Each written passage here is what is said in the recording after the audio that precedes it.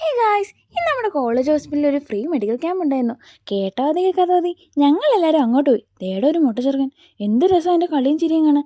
ഞങ്ങൾ കുറേ നേരം അതിനെ നോക്കിയിരുന്നു. കാരണം കുറേ നേരമായി വന്നിട്ട് പിന്നെ അവസാനം വന്ന് ആദ്യം വിളിക്കൂ.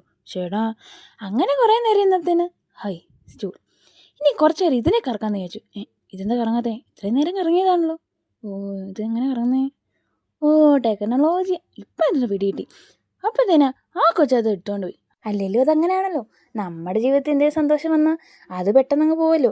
പിന്നെ സൈഡിൽ നിന്ന് ഏഞ്ചലിനെ ചൊറിഞ്ഞോണ്ടിരുന്നു. അവള് റീല് കാണുന്നു. എനിക്കത് ഇഷ്ടപ്പെട്ടില്ല. പിന്നെ നമ്മുടെ മുട്ടച്ചെറുക്കൻ വന്നു. അവനും അവൻ്റെ ചേച്ചിയും കൂടെ എന്തോ കളിക്കുക. വല്ല കൊച്ചു ചെറുക്കനുമായിട്ട് ഇരുന്നാൽ മതിയെന്നോ തോടി കളിക്കുന്നു. ഇവർക്കൊന്നും ആരെയും പേടിക്കണ്ട. പിന്നെ നമുക്ക് കുറച്ചു നേരം കാലാട്ടാം, വരടിക്കുമല്ലേ.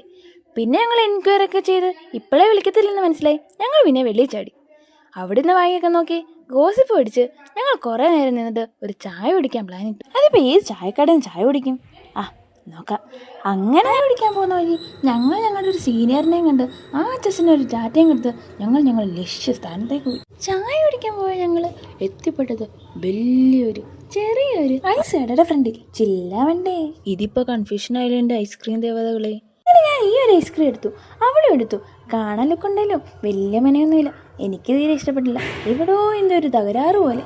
അവരും അങ്ങനെ ഐസ്ക്രീം ഒക്കെ കഴിച്ച് കൊച്ചു വർത്താനൊക്കെ പറഞ്ഞ് ഞങ്ങൾ പിന്നെ ഹോസ്പിറ്റലിലെത്തി.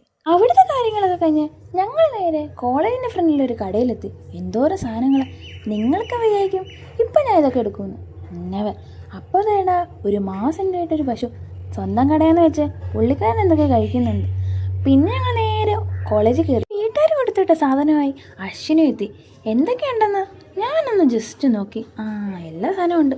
പിന്നെ ഞങ്ങൾ കുറച്ചു നേരം ഗ്രൗണ്ടിൽ നിന്ന് ചെക്കന്മാരുടെ പന്ത് കളിയും കണ്ട് ഞങ്ങളങ്ങനെ ഹോസ്റ്റലിൽ കയറി. Okay, by.